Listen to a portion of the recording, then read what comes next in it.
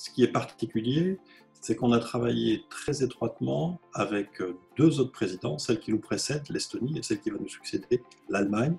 La particularité d'avoir un trio ou un trimestre de présidence de pays de l'Union européenne. Donc on s'est coordonné notamment sur les méthodes de travail qu'on va employer et sur certains thèmes. Et avec l'Allemagne, on a traditionnellement une coopération et une coordination renforcée.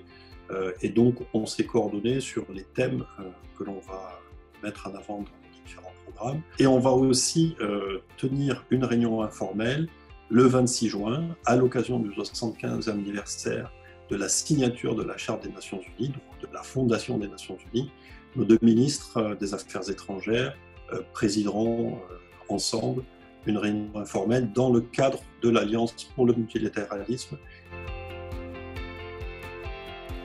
Une présidence du Conseil, ça commence toujours par une discussion entre les membres du Conseil sur le programme pour le mois. Et donc ce matin, à 11h30, les ambassadeurs vont se réunir pour discuter et se mettre d'accord sur le programme. Et ensuite, on lance la présidence par une présentation de ce programme à la presse et aux autres États membres des Nations Unies.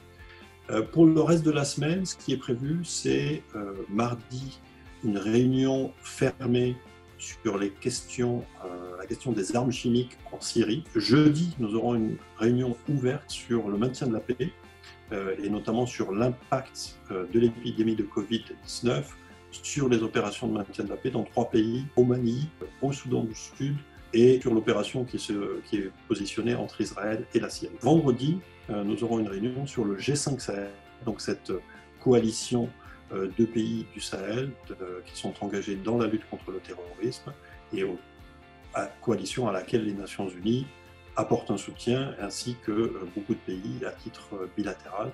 C'est un dossier bien sûr très important pour la France.